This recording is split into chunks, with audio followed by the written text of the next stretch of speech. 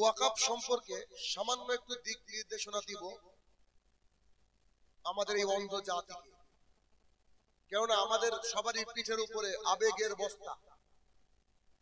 আমরা আবেগ খুব ভালো বুঝি, কিন্তু পৃথিবীতে বসবাসকালে যে আমাদের দায়িত্ব কর্তব্যবোধ, তা থেকে আমরা অনেক দূরে থাকি।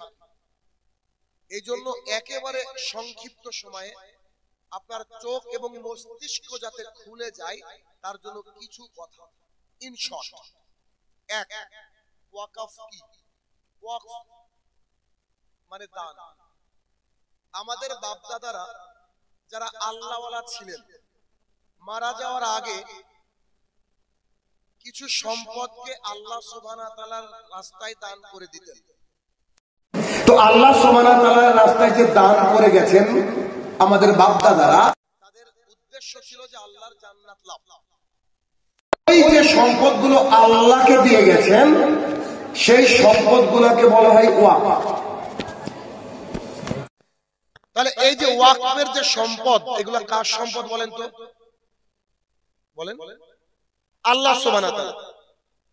কিন্তু তিনি তো আর দেখভাল করবেন না। এইগুলাকে দেখার জন্য ইমানদার মুসলমানরা যারা দায়িত্ব গ্রহণ করেছে, তাদের নাম হচ্ছে ওয়াকফ বোর্ড। ওয়াকফ বোর্ড আল্লাহ সুবহানাহু ওয়া তাআলার রাহে দেওয়া জমি দেখভাল করে। যেই জমিকে হাতিয়ে নেওয়ার অন্যতম পায়তারা করছে আমাদের দেশের সরকার, যা আমাদের কাছে একেবারে স্পষ্ট এবং পরিষ্কার।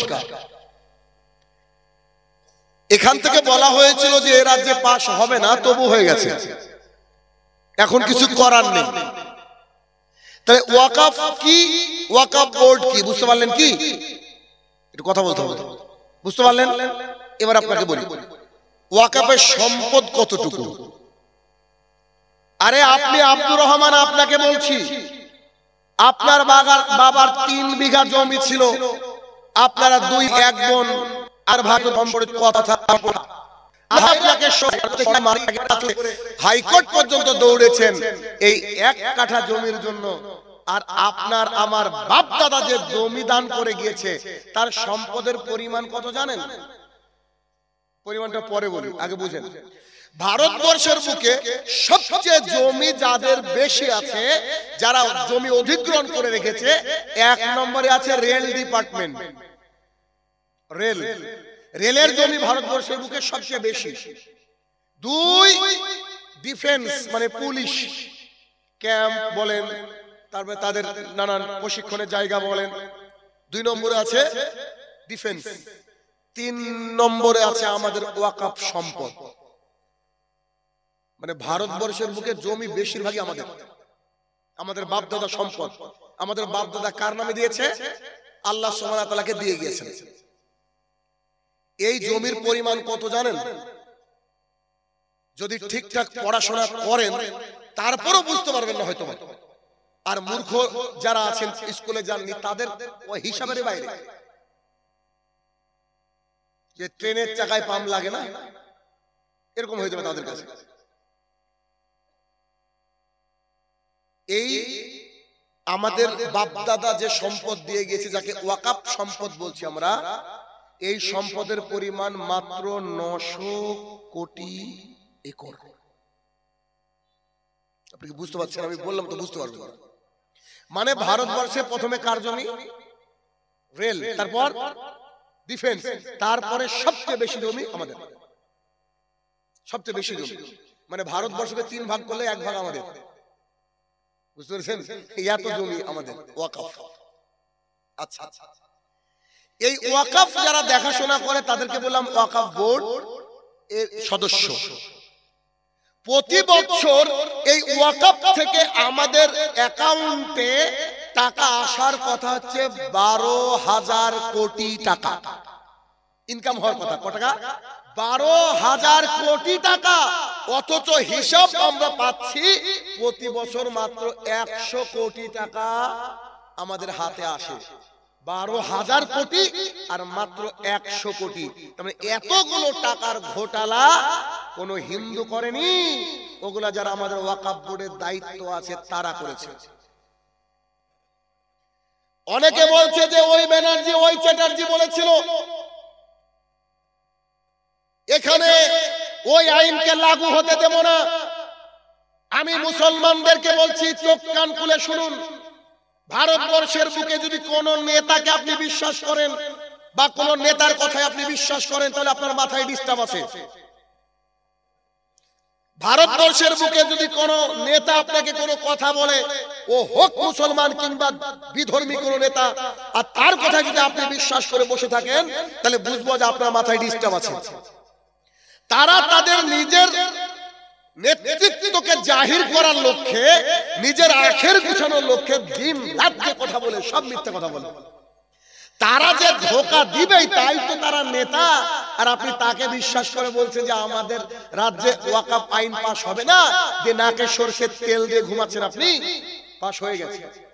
তার মানে যেখানে বসে শাহিনুর রহমান আজকে বক্তৃতা দিচ্ছে, এই জায়গা জমি আপনি ইন্টারনেটে কালকে একটু সার্চ দিয়ে দেখবেন, ইন্টারনেটে যখন নাম ছিল এই আপনার এই মৌজা বা আপনার এলাকার নাম হয়তো ছিল যে কালিয়াচক, এখন দেখবেন এটার নাম ওই জায়গায় দেখছেন কালেক্টর, মানে এই জমিটা কার? সরকারের। সরকার এসে সামনে বছর বলবো যে এখানে আমরা মাহফিল হতে দেব না, এখানে একটা ফ্যাক্টরি তৈরি করব, আপনার আমার কিছু বলার থাকবে না। কেন বলেন তো? দলিল যার জমি তার। তবে একটা কথা বলি, সেটা কি, ভারতবর্ষের বুকে 1930 সালে একটা আইন লাগু হয়েছিল, যে আইনটা ছিল নমক আইন। ইংরেজরা বলেছিল যে আমাদের কাছ থেকে লবণ খেতে হবে। তৎকালীন সময় আমাদের লিডার, আমাদের অন্যতম নেতা ভারতবর্ষের মিস্টার গান্ধীজি, তিনি মানুষকে নিয়ে বলেছিলেন 1930 সালে এই আইনকে আমরা মানি না। আইন পাশ হয়ে যাওয়ার পরেও গান্ধীজি লড়াই করে সুপ্রিম কোর্ট থেকে বের করে নিয়েছিল, এবং তিনি সেই সময় বলেছিলেন যে কোন আইন যদি মানবতা বিরোধী হয় সেই আইনকে আমরা মানি না। কে শিখিয়েছিলেন? মিস্টার গান্ধীজি। মুসলমান যদি সবাই চায় এই আইনকে আমরা মানি না, এখনো এই আইনকে উল্টে দেওয়ার মতো ক্ষমতা মুসলমানের আছে, কিন্তু মুসলমানদের ক্ষমতা আছে কথা সত্য, কিন্তু মুসলমানরা কি ক্ষমতা দেখাবে? কারণ ও আহলে হাদিস, ও হানাফি, ও শাফি, ও খারেজি, ও মুতাজিলা, ও শর্ষিনা, ও ফুলতলি, ও আটরশি, তাদের ভগবান 33 কোটি, তারা সবাই একসাথে চলে। কেউ বলে না আমি দুর্গা ভক্ত, কালীর প্যান্ডেলে যাব না, আর আমাদের আল্লাহ তাআলা এক, আমরা 73 দলে বিভক্ত। নেন কি করবেন আপনি? মুসলমানদেরকে এক জায়গায় আনতে পারবেন না আপনি? এক জায়গায় হলে তো গান্ধীজির আদর্শ মেনে 1930 সালের মতন আন্দোলন করে এই আইনকে উল্টানোর ক্ষমতা থাকতো, কিন্তু কিছু করার নেই। অতএব কে কি করলো দেখে লাভ নেই। এখন আপনারা কি করবেন আপনাদেরকে বলি, এখন হচ্ছে আপনার মসজিদ যেটা রয়েছে, মাদ্রাসা যেটা রয়েছে, গোরস্থান যেটা রয়েছে, সেগুলোর নামে আজকে রাত পোহালেই আপনাকে কালকে কোর্টে চলে যেতে হবে। ভালো একটা উকিল ধরতে হবে, উকিলের কাছে খুলে বলতে হবে একটা ট্রাস্ট বানাবেন, ট্রাস্ট। সেই ট্রাস্টের নামে আপনার মসজিদের জমি, আপনার গোরস্থানের জমি, আপনার মাদ্রাসার জমিকে রেজিস্ট্রি করে নেবেন। আমি আমার কথা বলছি, আমরা যতগুলা জমি মসজিদ করেছি, গোরস্থানের করেছি, সব আলহামদুলিল্লাহ আমি ট্রাস্টে রেজিস্টার করে রেখে দিয়েছি। সরকার কেন, ওর 14 সরকার আসলে আমাদেরকে এদিক ওদিক করতে পারবে না। কিন্তু মুসলমানরা তো শিক্ষিত না, এদের তো খালি বিরিয়ানির দোকান দরকার। কালিয়াচকে শুধু বিরিয়ানি আছে নাকি? আমরা তো খেতে আর পায়খানা করতে খেছি, এই হচ্ছে জাতি আমরা। মানে নিজের যে জমিটুকু দরকার, এই জমিটুকু কি করে যে হেফাজত করতে হবে এতটুকু জ্ঞান আমাদের মধ্যে নেই। আপনাদের যে মসজিদ থেকে এখন আসলাম, এটার নামে রেজিস্ট্রি আছে না? ট্রাস্ট আছে কি? দেখেন না, জানেই না মানুষ, জানেই না। না, ট্রাস্টের উপরে রেজিস্টার করতে হবে, মানে সরকার জানবে যে এই মোহাম্মদী জামে মসজিদটা হচ্ছে এই মৌজার এত নম্বরের এদের। নইলে অনেকের জমি এখন থেকে কালেক্টর দেখাচ্ছে। আপনি ভাবছেন এত বড় সম্পদ যদি তারা নিয়ে নেয়, তারা আমাদের বাবা যেখানে শুয়ে আছে, আমাদের দাদুরা যেখানে শুয়ে আছে, বলবে এখানে আমরা একটা বিল্ডিং বানাবো, আমার বাবার আমার দাদুর বুকের উপরে বিল্ডিং তৈরি হবে। তখন আপনার আমার চোখের পানি কোথায়, কোন এরকম নদীর মতো বয়ে যাবে। সাবধান হন, নিজের সন্তানকে শিক্ষিত করুন এবং সমস্ত বিষয় তথ্যকে জোগাড় করে মুসলমানদের যেমন করে চলা উচিত অ্যাকর্ডিং টু কোরআন এন্ড সুন্নাহ, সেই অনুযায়ী আমাদেরকে চলা উচিত। অতএব ওয়াকফ নিয়ে যদি এক হতে পারেন মুসলমান জাতি, তবে আইনকে পাল্টানো যাবে। আমার মনে হয় না যে আপনারা আমরা এক হতে পারবো, এমন পরিস্থিতি এমন দাঁড়িয়েছে। এখন অন্তত পক্ষে যে উম্মিদ পোর্টালে যে সময়টা দেওয়া হয়েছে, এটাতে রেজিস্ট্রি করার চেষ্টা করেন, ভালো একটা উকিল ধরেন, আর যদি এটা করতে পারেন তো ইনশাআল্লাহ কিছুটা হয়তো সুরাহ হতে পারে। আল্লাহ তাআলা আলাম। আর দোয়া করবেন যে আমাদের বাপ দাদা যেসব গোরস্থানে শুয়ে আছে, দাদু দাদিরা যেখানে শুয়ে আছে, এগুলো যেন সরকারের হাতে না যায়, চেষ্টা করেন। কিন্তু খাতা কলমের চেষ্টা করতে হবে, মুখে চেষ্টা করে লাভ নেই, আন্দোলন করে কোনো লাভ নেই। আসেন আমার মূল আলোচনায় ফিরে। নৈতিক অবক্ষয় এবং ইসলামিক দিক নির্দেশনা। যেহেতু আপনারা 8 বছর যাবত এখানে আয়োজন, মানে এই মাহফিলের আয়োজন করে চলেছেন, কোনো দোকানপাট বসে না, কোনো আদায়ও হয় না, আলহামদুলিল্লাহ। তার মানে আপনারা কোরআন এবং সুন্নাহকে শোনার জন্য, মানার জন্য এই আয়োজন করেছেন। এমন আয়োজন খুব বিরল। শুকরিয়া আদায় করে আপনাদের যে আপনারা এত সুন্দর একটা আয়োজন করেছেন যে মানুষ বসে শুনতে এসেছে, মানুষ শুনবে। আর টপিক গুলো একেবারে হ্যান্ডবিলে লিখে দেওয়া হয়েছে যে কে কোন বিষয়ের উপরে কথা বলবে। আমার যে বিষয়টা দেওয়া হয়েছে তা খুবই রিলেটেড, খুবই দরকার, খুবই প্রয়োজন এই বিষয়টা। তাছে নৈতিক অবক্ষয় একটু দেখাবো যে নৈতিক অবক্ষয় কি, একটু আপনাকে দেখাচ্ছি 1 মিনিট। আজ থেকে 40 বছর আগে, 30 বছর আগে, 25 বছর আগে, 20 বছর আগে আমরা দেখেছি এমন, আজ থেকে 20 বছর আগে বোধহয় আমরা খেয়াল করেছি যে আমাদের বাবা দাদার বয়সের মানুষেরা যখন বিড়ি পান করতো, রাস্তায় বসে বিড়ি খেত, তো তাদের একটু বয়স্ক বড় মানুষ আসলে বিড়িটাকে ফেলে দিত। এটা দেখেছেন আপনারা? লুকিয়ে লুকিয়ে বিড়ি পান করত। আমি আপনাদের এখান থেকে যখন আসছিলাম দেখছি কয়েকটা ছেলে বিড়ি টানছে রাস্তায় দাঁড়িয়ে। ওর বাড়ি এখানে, ওর বাপ দাদা এখানে আছে। আচ্ছা, ওর কি ভয় লাগে না একটু যে আমি রাস্তায় দাঁড়িয়ে ওপেনলি সিগারেট খাচ্ছি, বিড়ি পান করছি, যদি আমার দাদা কিংবা চাচা কিংবা মামা অথবা ইমাম সাহেব কেউ দেখে নাই? ভয় লাগা তো উচিত, তাই না? কিন্তু ওর ভয় লাগে না, কেন জানেন? ওর যে নীতি নৈতিকতা, এটা হারিয়ে গেছে, এটা অবক্ষয় হয়েছে। 1 2 একটা ছেলে 100 টাকা দিয়ে নাপিতের কাছে গিয়ে এমন চুল কেটেছে যাকে মাথা উপর থেকে দেখলে মনে এটা সাজারু। 2 সাইড থেকে একেবারে চুলকে একবার চেঁচে উড়িয়ে দিয়েছে, মিডিল দিয়ে রেখেছে, পেছনে আবার হাট আঁকিয়েছে, হাট। ঈদের আগে খালি চুল কাটার স্টাইল দেখবেন। তো এক দাদু তার নাতনিকে বলছে যে বাবা, তোকে তো আমি 60 টাকা দিলাম মানুষ হয়ে আসার জন্য, তুই তো এমন হয়ে আসলি, এই তোকে 60 টাকা দিয়ে অমানুষকে তৈরি করে দিল। চুল কাটলে মানুষ হয়, কিন্তু অমানুষ হয়ে চলে এসেছে। এমন চুল কাটা একজন মানুষ কাটতে পারছে, কাটছে একটা সন্তান। কেন পাচ্ছে? তার চোখ লজ্জা উঠে গেছে। কেন? নৈতিক অবক্ষয় ঘটেছে, নৈতিক অবক্ষয় ঘটেছে। 3 আগেকার সময়ে বড় এবং ছোটদের সাথে যখন সাক্ষাৎ হতো, ছোটরা বড়দেরকে সালাম দিত, বড়রাও ছোটদেরকে সালাম দিত। কিন্তু এখন সালাম দেয় না। মাস্টার আর ছাত্র মিলে একসাথে স্কুলে সিগারেট পর্যন্ত খায়। খায় কি খায় না? মাস্টার আর ছাত্ররা হাই স্কুলে গিয়ে দেখেন একসাথে সিগারেট পর্যন্ত খায়। শিক্ষক মানে শিক্ষা গুরু, যাকে দ্বিতীয় বাবা বলা হয়। সমাজের লোক বলে, শিক্ষিত মানুষরা বলে বাবা এবং সন্তান নাকি একসাথে বসে সিগারেট খাচ্ছে স্কুলের হল রুমে। এটা হচ্ছে নৈতিক অবক্ষয়। নৈতিক অবক্ষয়। একটা ছেলে আর একটা মেয়ে দাঁড়িয়ে জেনা করছে। আগেকার মানুষ দেখলে চড় থাপ্পড় দিত, ও মেয়েটার সাথে তুই কেন কথা বলছিস?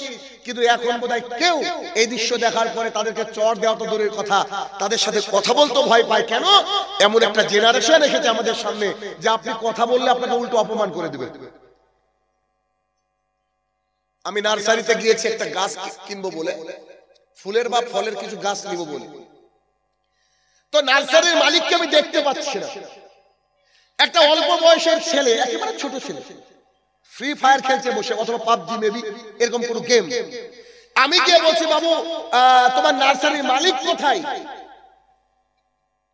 ও শুনতেই পায় না। আমি বলছি এই ছেলে তোমার নার্সারি মালিক কোথায়? ও শুনতেই পায় না। আমি এখানে, ছেলেটা এখানে। আমি বলছি এই ছেলে আমি বলছি না তোমার মালিক কোথায় বলো নার্সারি, ও শুনতেই পায় না। আপনাকে আমি কি দিয়ে বুঝাবো? ওকে আসলে শুনতে পায় না? জি ও তো শুনতে পায়, ও তো কান ভালো, ও তো ওর সাথে কথা বলতে ব্যস্ত। অথচ মালিক এসে বলছে স্যার আপনি কতক্ষণে আসলেন? আমি বললাম আমি আসলাম অনেকক্ষণ হলো, কিন্তু আমি একে বলছি কথাই বলে না। তো ওকে একটা ধাক্কা মারি চেয়ার থেকে ফেলে দিয়ে বলছে যে এই তুই চিনিস একে কে? ইনি আমাদের স্যার, আর তুই এ কথা বলছিস? তারপরেও ও একবার আমার দিকে তাকালো না, একবারও তাকালো না। কেন? খেলতে ব্যস্ত। এটা হচ্ছে নৈতিক অবক্ষয়, এটা হচ্ছে নৈতিক অবক্ষয়। আজকে বড়রা ছোটদেরকে আর কেউ শাসন করে না, দেখবেন রাস্তাঘাটে। এর আগে শাসন করতো, কেন? বড়রা বুঝে গিয়েছে কিছু বললে হতো উল্টো পাল্টা এমন কথা বলে দিবে, চাচার বাড়ি থেকে গলায় ধরে দিতে মন চাইবে। আছে না এই পরিস্থিতি? এরকম হাজারো ঘটনা আমাদের সমাজে এখন বিদ্যমান। এই চারিদিকে যে নৈতিক অবক্ষয় ঘটছে, এই নৈতিক অবক্ষয়ের জন্য দায়ী হচ্ছে আমাদের সমাজ ব্যবস্থা, আমরা শিক্ষকরা। এই নৈতিক অবক্ষয় থেকে আমাদের ফেরার রাস্তা কি? এক এক করে আপনাকে বলবো। এক, নৈতিক অবক্ষয় রোধে সবচেয়ে বড় ভূমিকা যারা পালন করবে তারা হচ্ছে তার পরিবার, 1 নম্বর। 2, শিক্ষক। 3, কোরআন এবং সুন্নাহ। কোরআন এবং সুন্নাহ, এই তিনটে জায়গা যদি কোন সমাজ ঠিক করে নেয়, সেই সমাজটা ইনশাআল্লাহুল আজিজ একটা সুসন্তান তৈরি করতে পারবে। একটি পরিবার বলেছি, কেন? একটা সন্তান যদি খারাপ হয় তার জন্য তার পরিবার দায়ী 80%।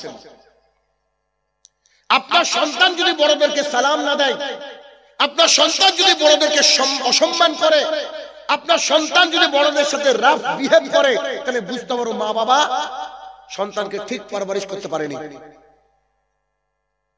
একটা সন্তান যদি আজান শোনার পরেও না শোনার ভান করে চায়ের দোকানে পাশ দিয়ে চলে যায় কিংবা ক্রিকেট খেলতে ব্যস্ত থাকে, তাহলে বুঝতে হবে তোর মা বাবা বেনামাজি। একটা সন্তান যদি খাওয়ার সময় থালার একবার ওই পাশ থেকে একবার এই পাশ থেকে একেবারে কেমন করে খাচ্ছে, যেমন পশু খাচ্ছে, তাহলে বুঝতে হবে মা বাবাকে তারবিয়ত শেখাতে পারেনি। তাহলে পরিবার থেকে হচ্ছে প্রাথমিক শিক্ষা। 2, শিক্ষক। শিক্ষকদের ভূমিকা অনবদ্য। বর্তমান সময়ে অনেক জোকার শিক্ষক রয়েছে, ইউটিউবে দেখতে পাবেন। আমি একজন শিক্ষক, আমি অনলাইনে গোটা বিশ্বের বিভিন্ন প্রান্ত থেকে আমার কাছে ছেলেমেয়েরা পড়ে। আমার কাছে শুধু বাচ্চারা পড়ে না, আমার কাছে বেশিরভাগই বড়রা পড়ে। বাচ্চাদের ব্যস্ত এবার শুরু করেছিলাম। আমার কাছে বড়রা পড়ে, 60 বছরের মানুষ পড়ে, 70 বছরের মানুষ পড়ে, 30, 40। এ তো গত 30 তারিখে ওয়েস্ট বেঙ্গল পুলিশ কয়েক হাজার ছাত্র পরীক্ষা দিল আমার বিভিন্ন আমাদের পুরো রাজ্য থেকে। ইতালি থেকে আমার কাছে পড়ে, সৌদি আরব থেকে আমার কাছে স্পোকেন ইংলিশ শিখে ছাত্ররা। আমি আপনাকে শত শত উদাহরণ দিতে পারি, তার মধ্যে একটা উদাহরণ আপনার সামনে আমি প্লেস করব। উদাহরণটা দেখেন। হঠাৎ করে আমার মোবাইলে একটা ফোন আসলো, অনেকদিন আগের কথা বলছি। তো নানান ফোন আসে আমার কাছে, তা আমি সালাম দিলাম, ফোন নাম্বার সেভ নেই। তো উনি বলছে স্যার নমস্কার। আমি সালাম দিয়েছি, উনি আমাকে বলছে নমস্কার স্যার কেমন আছেন? আমি বললাম কে বলছেন? আমি চিনতে পারি কে বলছেন। স্যার আমি সোমা পাল বলছি। মেয়েটার কথা আমার মনে আছে, এই জন্য ও যখন আমার কাছে পড়তো ওর হাতের লেখা একেবারে কম্পিউটারের মতো, খুব সুন্দর হাতের লেখা। আমি বললাম ও তুমি এই ব্যাচের ছাত্রী? তো জি স্যার। কি করো? কলকাতায় জব করি স্যার। কিসের? নার্স ডিপার্টমেন্টের মধ্যে উঁচু উঁচু স্তরে। তা আমি সঙ্গে সঙ্গে বললাম নার্সরা তো বেশিরভাগই খারাপ হয়। আপনার স্ত্রী যদি কোনোদিন প্রেগন্যান্সি নিয়ে হসপিটালে ভর্তি হয়, আপনার স্ত্রী জানে একটা নার্সের কত দুর্ব্যবহার। ইল্লা মান রাহিমা রাব্বি, যাদেরকে আল্লাহ বিশেষ রহমত দিয়েছে তারা বাদ দিয়ে। নার্সদেরকে দেখলে মনে হবে যে সব এফআরসিএস ফ্রম লন্ডন। মানে ডাক্তারও অত বেশি ডিগ্রি দেখায় না, নার্স যত বেশি ডিগ্রি দেখায়। এত খারাপ অ্যাটিটিউড এদেশের নার্সের। বেশিরভাগের কথা বলেছি, সবার কথা বলিনি। আমার বহু ছাত্রী নার্স, বহু ছাত্রছাত্রী ডাক্তার আমার। এখন বলি তা আমি বলছি নার্স মানে তো তারা খারাপ, বেশিরভাগই পেশেন্টের সাথে খারাপ ব্যবহার করে। তুমিও কি তাই? স্যার আমি শাহিনুর রহমানের ছাত্রী। ওর উত্তরটা দেখেন, আমি শাহিনুর রহমানের ছাত্রী স্যার। আমি যখন একটা কলকাতার হসপিটালে জব করি, কোভিড সেকশনের আমি ছিলাম হেড। আমার কাছ থেকে যখন পেশেন্ট বিদায় নিত, আমার হাত ধরে কাঁদতো, বলতো মা এটা যদি হসপিটাল না হতো তোমার সাথে দেখা করতে আসতাম। হসপিটালে তো মানুষ এমনি আসে না, তোমার ব্যবহারে আমি মুগ্ধ। কারণ আপনার কাছে যখন পড়েছি আপনি আমাদেরকে নীতি নৈতিকতা শিখিয়েছেন। মেয়েটার নাম সোমা পাল, তিনি মুসলমান নন, তিনি সনাতনী হিন্দু। তিনি বলছেন আপনি যে কথা বলেছেন, নার্সের ব্যাপারে অভিযোগ করেছেন, আপনার কথা সত্য স্যার। আমি যখন বাড়িতে গিয়েছিলাম আমার বাবা অসুস্থ ছিল, আমি স্থানীয় একটা হসপিটালে গিয়ে আমি দুর্ব্যবহার পেয়েছি নার্সের, অথচ জানেও না যে ওর মা আমি। ও নিজে বলছে। এরকম শত শত ছাত্র আমার এই ভারতবর্ষ জুড়ে, ভারতবর্ষের বাইরে জুড়ে আছে। তারা অন্তত পক্ষে হিন্দু হোক আর মুসলমান হোক 8-10টা হাদিস আপনাকে এমনি বলে দেবে। আমার কাছে ইংরেজি পড়লো, আমি হাদিস ওদেরকে শেখাই, নৈতিকতা শেখাই। পুলিশ যারা ডিপার্টমেন্টে চাকরি করে বা আমার কাছে পড়ে চাকরি পায়, তারা বলে যে আপনার কাছে পড়া অন্যায় হয়েছে। কেউ কেউ মজা করে বলে কেন? আপনার কাছে পড়ে তার ঘুষ নিতে পারি না। আমি কিন্তু পড়াচ্ছি ইংরেজি। একজন শিক্ষকের দায়িত্ব হচ্ছে, এই জন্য শিক্ষককে বলা হয় মানুষ তৈরি করার কারিগর। আমার যতজন ছাত্রছাত্রী আছে আমাকে সবাই সালাম দিয়ে পড়া বলে। তাহলে বুঝতে পেরেছেন আমি মুসলমানদের কথা বলছি। তাহলে ব্যাপারটা কি? একজন স্যার, একজন শিক্ষক সামাজিক যে নৈতিকতা, এই নৈতিকতার অন্যতম অগ্রণী ভূমিকা পালন করতে পারে। অতএব যে স্যারের কাছে ছেলে বা মেয়েকে পড়তে দিবেন, উনার মধ্যে যদি দিনদারিতা থাকে তবেই আপনি পড়তে দিবেন, নাহলে ওর কাছে পড়তে দিয়ে আপনার সন্তানকে নাস্তিক বানিয়ে দেবে, আপনার সন্তানকে নাস্তিক বানাবে। অতএব কোন স্যারের কাছে দিচ্ছেন এটা কিন্তু খুব হিসাব করে দিবেন। 3, কোরআন এবং সুন্নাহ, এটা হচ্ছে সবচেয়ে ভ্যালুয়েবল এই দুনিয়ার বুকে। কারোর মধ্যে যদি কোরআন এবং সুন্নাহর জ্ঞান থাকে, তার মধ্যে নীতি নৈতিকতা ফিরে আসবে, আসবেই আসবে। কেমন? আমাদেরকে ফেসবুকে মানুষ দিনরাত গালি দেয়, যার পছন্দ হয় না সে গালি দেয়। আমি কোরআন এবং সুন্নাহ মোতাবেক কথা বলি, তিনি বলেন না, তিনি আমাদেরকে গালি দেন। অথচ ও জানেও না যে আমাদের যোগ্যতা কোথায়। যে গালি দিচ্ছে হয়তো ওর বাবা আমার স্টুডেন্ট। এখনকার ছেলেগুলোকে বোঝা মুশকিল। তো তারা, আমি আমার স্টুডেন্টকে এই বছর থেকে লেনদেন করি, মানে আমি আগের বছর কয়েকটা ঠকেছি। প্রোগ্রামে গিয়েছি, এসে বসে স্যার আমি আপনার ছাত্র, আমার বাবার বয়সের। আরে আমি আবার আপনাকে বলছি আব্দুর রহমান পড়া বলো, আব্দুর রহমান পড়া বলে, এটা কেমন কথা? এবার থেকে সিদ্ধান্ত নিই যে ছাত্র যেহেতু অনলাইনে পড়া দেখতে তো পাই না, বেশিরভাগই সময় পরে দেখি, এই জন্য এবার সিদ্ধান্ত নিই সমস্ত ছাত্রকে লেনদেন করি আমি, একেবারে বাচ্চা বাদ দিই। কেন? আমি তো বুঝতে পারছি না ও ছেলে নাকি ছেলের বাবা। বুঝেন বিষয়টা? তো কোরআন এবং সুন্নাহ যদি আমাদের সমাজে ঠিকঠাক করে অ্যাপ্লাই করতে পারি, আমাদের যাবতীয় যে নৈতিক অবক্ষয় তা একেবারে টোটালি চেঞ্জ হয়ে যাবে, বিশ্বাস করেন। তা কেমন করে? এক মিনিট এক কথাটাকে একটু প্যাকেট করে দিই। নৈতিক অবক্ষয় রোধে 3 শ্রেণীর জিনিসের কথা বললাম। এই 3 শ্রেণীর জিনিস যদি সচেতন হয়, তাহলে নৈতিক অবক্ষয় আমাদের সমাজ থেকে উঠে যাবে। 1, পরিবার। 2, শিক্ষক শিক্ষিকা। 3, কোরআন এবং সুন্নাহর তালিম। এই 3টে স্ট্রং হোক, সমাজে সুন্দর সন্তান বের হবে। এবার আসেন, এবার কি করে আমরা আমাদের সন্তানদেরকে তালিম দিব, শিক্ষা দিব, যাতে করে আমাদের সন্তানদের মধ্যে নৈতিক অবক্ষয় আসবে না।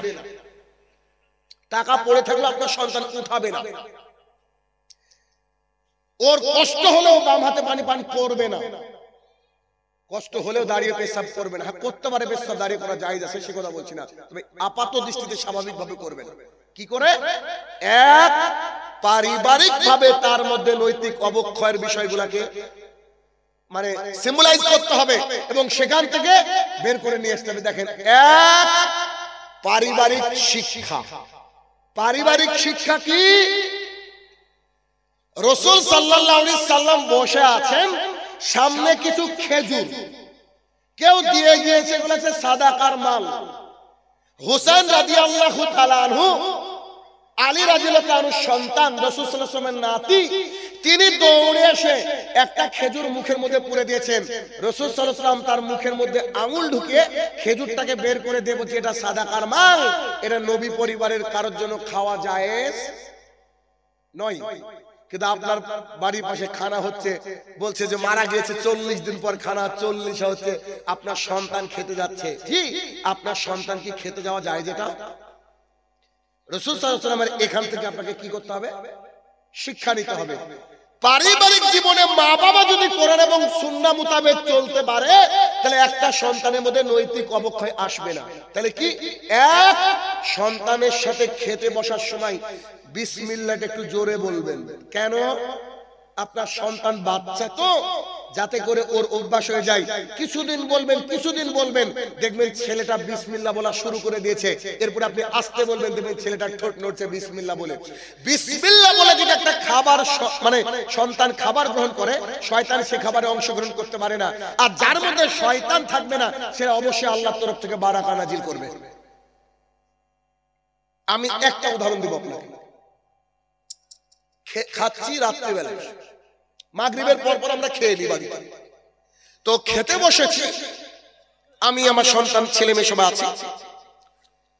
আমার ছেলে বলছে, আব্বু কালকে আমি এই কাজটা করব, কিছু একটা কাজ। তা বললাম, তাই সত্যি? তো বলছে, জি কালকে আমি এই কাজটা করব। আবার বলছে, আমি কিচ্ছু বললাম না। আমি বললাম একটা গল্প বলি, শোনো। সবাই বসে আছে, শুরু থেকে বুঝতে পারেন আমি কি বলতে চাইছি। আমি বললাম, সুলাইমান আলাইহিস সালাতু সালাম নামে একজন নবী ছিল জানো? জি জি জি জানি। ছেলে বলছে, মেয়েও বলছে, ছোট্ট বলছে, জি আব্বু জানি। আর সুলাইমান আলাইহিস সালাতু সালামকে আল্লাহ সুবহানাহু ওয়া তাআলা বিশাল ক্ষমতার অধিকারী করেছিলেন, অনেক সম্পদ দান করেছিলেন। তো তিনি একবার তার সভাসদের মধ্যে এভাবে বসে মন্ত্রীদেরকে বলছে যে আমি আমার 100 জন স্ত্রীর কাছে আজকে রাতে যাব। কতজন স্ত্রী? 100 জন। 100 জন স্ত্রীর গর্ভ থেকে, পেট থেকে 100 জন মুজাহিদ তৈরি করব। সন্তান হবে কি? মুজাহিদ, যারা জিহাদ করতে ভয় পাবে না, যারা হবে অত্যন্ত সুন্দর ঘোড় চালক, তীরন্দাজ, যারা ইসলামের জন্য জীবন দিবে, অর্থাৎ আল্লাহর জন্য জীবন দিবে, এরকম আমি সন্তান তৈরি করব। তিনি সত্যি সত্যি গেলেন স্ত্রীদের কাছে।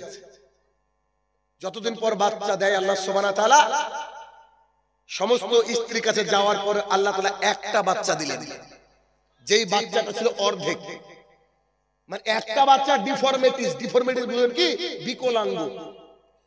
দেখে মনে হতো যে হাফ, ওই বাচ্চাটা হাফ, পাটা নাই, হাফ। তো এইরকম একটা বাচ্চা আল্লাহ সুবহানাহু ওয়া তাআলা দান করলেন। তিনি হতাশ হয়ে গেলেন। 100 জন বাচ্চার কথা তিনি বলেছিলেন, 100 জন স্ত্রীর কাছে গিয়েছেন, আল্লাহ তাআলা একটা বাচ্চা দিল, তা আবার বিকলাঙ্গ। তিনি বসিয়ে দিলেন তার চেয়ারে বাচ্চাকে, সভাসদরা বসে আছে। আল্লাহ সুবহানাহু ওয়া তাআলা তার কাছে ওহী নাযিল করে বললেন, পৃথিবীতে কারোরই কোনো ক্ষমতা থাকে না যতক্ষণ না আল্লাহ সুবহানাহু ওয়া তাআলা দেয়। অতএব তুমি বলেছিলে 100 জন স্ত্রীর কাছে গিয়ে 100টা মুজাহিদ তৈরি করবা, সন্তান তৈরি করার মালিক তুমি না। তুমি যে ভুলটা করেছিলা সেটা হচ্ছে তুমি ইনশাআল্লাহ বলনি। তুমি ইনশাআল্লাহ বলনি। আমি গল্পটা এতদূর বলেছি, হাদিসের অংশটা এতদূর বলেছি। আমার ছেলে বলছে, আব্বু আমি কালকে কাজটা করব ইনশাআল্লাহ। কথা কি বুঝাতে পেরেছি আপনাদেরকে? আমি আমার সন্তানের ওই কথাটা আমি কষ্ট পেয়েছি যে বেটা আমার ইনশাআল্লাহ কেন বললো না। এবার আমি খেতে বসে এমন একটা গল্প শুরু করলাম, এখন কোনো কথা বলে যে ইনশাআল্লাহ, ওই একটা দিনের একটা গল্প। তাহলে পরিবার থেকে আপনার ইসলামটাকে কি করে দিতে হবে? এভাবে। আমার মেয়ের বয়স 6 বছর 7 বছর। এই মেয়েটা 4 বছর বয়সে আমাদের বাড়িতে যদি কোনো মহিলা আসতো, 3 জন মহিলা এসে কথার কথা, একজন মহিলা বুরকা পরে এসেছে, 2 জন মহিলা বুরকা পরেনি। আমি বাড়িতে আসলে আমার মেয়ে বলতো, জানো আব্বু আজকে আমাদের বাড়িতে 3 জন মেয়ে এসেছিল, 1 জন মুসলমান 2 জন হিন্দু। পারিবারিক শিক্ষা। আপনি যদি দাড়ি রেখে দেন, তো দাড়ি রেখে দেওয়াটা একটা দাওয়াত, দাড়ি রাখতে হবে। ঠিক তেমন আপনার স্ত্রী যদি বুরকা পরে বাইরে যায়, এক কথা না বললেও দাওয়াত হয়। তার মানে এ বুঝাতে চাই যে মহিলারা you have to cover yourself properly. ও মহিলারা শোনো, তোমাদের দেহকে তোমাদের ঢাকা উচিত। তাহলে যেই বাড়িতে একজন ইসলামিক জ্ঞান সম্পন্ন মা থাকবে, বাবা থাকবে, সেই বাড়ির সন্তানদের নৈতিক অবক্ষয় হবে না। এবার এই পারিবারিক জীবনের মধ্যে অন্যতম একটা জায়গা হচ্ছে সন্তানকে আপনি শিখাবেন। আজকের এখান থেকে জেনে নেন সন্তানকে আপনি কি শিখাবেন, দেখে নেন। সন্তানকে আপনি বলবেন, বেটা শোনো, রাসূল সাল্লাল্লাহু আলাইহি সাল্লাম বলেছেন কিয়ামতের মাঠে সবচেয়ে ভারী ওজনদার আমল হবে অন্যতম উন্নততর চরিত্র।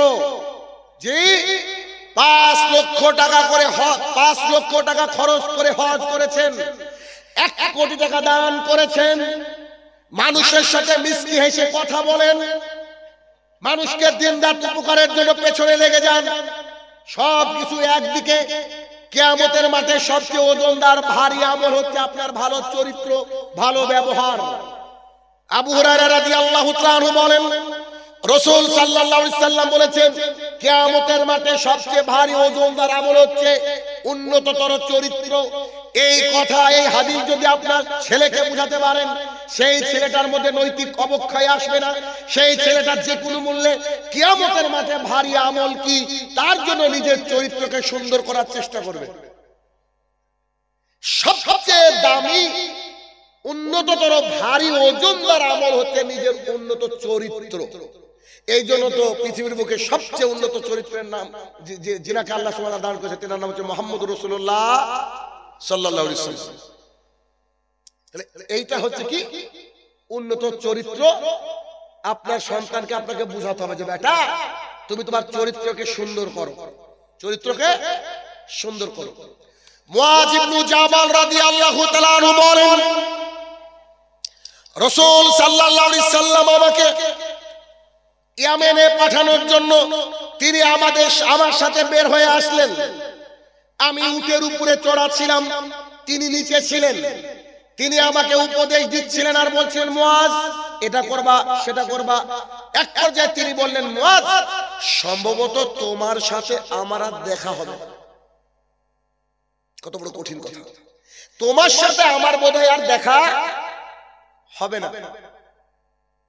তুমি আমার এই মসজিদের এখানে আমার কবর হবে, এই কবরটা ছাড়িয়ে তুমি ওই পারে যাবা। মুআয ইবনে জাবাল রাদিয়াল্লাহু তাআলা আনহু কি যে কান্না শুরু করলেন।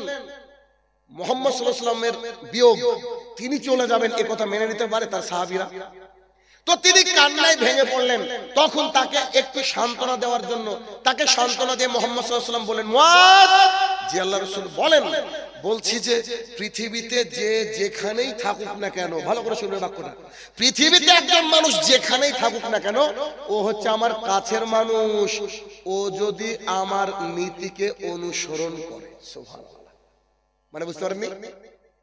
আরব হোক আর অনারব হোক, কেউ যদি রাসূল সাল্লাল্লাহু আলাইহি ওয়াসাল্লামকে ভালোবাসে, তার নীতিকে তার রীতিকে অনুসরণ করে, সে আল্লাহর কাছে এবং মুহাম্মদ সাল্লাল্লাহু আলাইহি ওয়াসাল্লামের কাছে সবচেয়ে দামি মানুষ। আরবের লোকই যে দামি এমনটা নয়। এই আজকে চীনা বাজার এই এলাকার মানুষও দামি হতে পারে যদি নিঃস্বার্থভাবে মুহাম্মদ সাল্লাল্লাহু আলাইহি ওয়াসাল্লামকে সে ভালো বলেন ভালোবাসতে পারে। তাহলে রাসূল সাল্লাল্লাহু আলাইহি ওয়াসাল্লাম এর উপরে যে ভালোবাসা, এইটা আপনি আপনার সন্তানকে শেখাবেন, আপনি আপনার সন্তানকে শেখাবেন। আবু হুরায়রা রাদিয়াল্লাহু তাআলা আনহু বলেন, রাসূল সাল্লাল্লাহু আলাইহি ওয়াসাল্লাম বলেছেন, আল্লাহ রাসূল সাল্লাল্লাহু আলাইহি ওয়াসাল্লাম বলেন, যেই ব্যক্তি আল্লাহ এবং আল্লাহ রাসূল সাল্লাল্লাহু আলাইহি ওয়াসাল্লামকে নিঃস্বার্থভাবে মেনে নিয়েছে, অর্থাৎ আতিউল্লাহ আতিউর রাসূলের উপরে আমল করেছে, সবচেয়ে বেশি প্রায়োরিটি দিয়েছে আল্লাহ এবং আল্লাহর রাসূলকে, সেই ব্যক্তি কিয়ামতের মাঠে সাফায়েতের হকদার। আপনার সন্তানকে যদি এই কথাগুলো, এই হাদিসগুলো তার মাথার মধ্যে ইনপুট করে দিতে পারেন, তার চরিত্রের ব্যাপারে বলে দিতে পারেন, পরিবার থেকে বলে দিতে পারেন, এই সন্তান বিগড়ানোর চান্স খুব কম, বিগড়ানোর চান্স খুব কম। আব্দুল্লাহ ইবনে মাসউদ রাদিয়াল্লাহু তাআলা আনহু বলেন, রাসূল সাল্লাল্লাহু আলাইহি সাল্লাম বলেছেন, কেউ যদি তার দুই চোয়ালের মাঝে যা আছে এবং দুই পায়ের মাঝে যা আছে তার দায়িত্ব মানে সে নিয়ে নেয়, হেফাজতের দায়িত্ব নেয়, আমি মুহাম্মদ সাল্লাল্লাহু আলাইহি সাল্লাম তার জন্য জান্নাতের দায়িত্ব নিলাম। কেমন কথা? কেউ যদি জিহ্বা, এটা দিয়ে কিন্তু গীবত হয়, এটা দিয়ে অন্যায় হয়, এটা দিয়ে পাপ হয়, এটাকে কেউ যদি দায়িত্ব নিয়ে নেয় যে আমি পাপ করবো না, গীবত করবো না, আর দুই পায়ের মাঝে যে লজ্জাস্থান, এটাকে যদি কেউ কন্ট্রোল করতে পারে, রাসূল সাল্লাল্লাহু আলাইহি ওয়াসাল্লাম বলেন তার জন্য আমি জিম্মেদারি নিলাম, আমি তাকে জান্নাতে নিয়ে যাব।